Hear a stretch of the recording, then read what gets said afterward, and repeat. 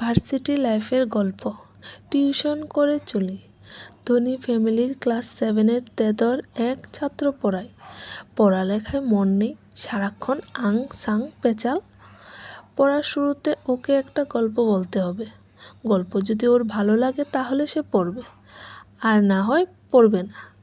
প্রতিদিন গল্প বলতে বলতে আমার গল্পের ভাণ্ডার শেষ। ত্যক্ত বিরক্ত আমি।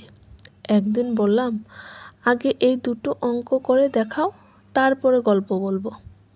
ছাত্র বলল, স্যার এগুলো সহজ অঙ্ক, পারি।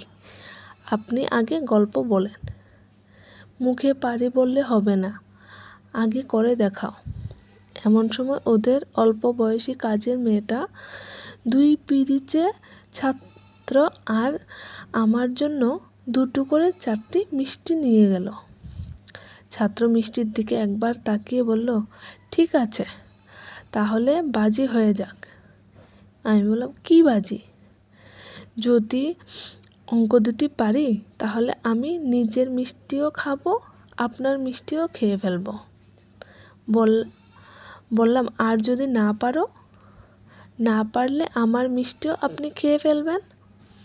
আমি বললাম, ঠিক আছে, যাও বাজি। আধা ঘন্টা হয়ে গেছে। অঙ্ক দুটি করতে গিয়ে ওর গলদঘর্ম অবস্থা বুঝে এতক্ষণে আমি মিষ্টি খেতে শুরু করেছি। ছাত্র বলল, আগেই মিষ্টি খাচ্ছেন কেন? বাজিতে যদি হেরে যান? ও আচ্ছা, তাই তো, ভুলেই গেছিলাম। আধ ঘন্টা বাদে ছাত্র বলল, নেন স্যার, করেছি। খাতা দেখে বললাম, একটা অঙ্কও তো হয়নি, সারাক্ষণ খালি বক করো, ফাজিল কোথাকার। ছাত্র রেগে উঠে বলল, বকাবকি করছেন কেন? কি করব? আপনার সাথে বাজি ছিল, অঙ্ক না পারলে আপনি আমার মিষ্টি খেয়ে ফেলবেন। ওর মিষ্টি এগিয়ে দিয়ে বলল, নেন খান।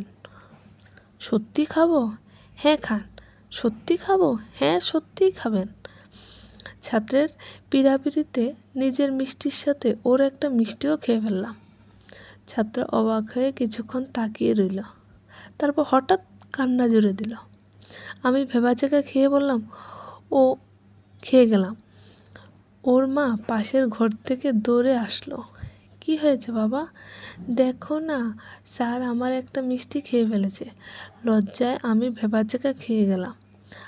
আমতা করতে লাগলাম। ও যে এমন কিছু করবে ভাবতেই পারিনি।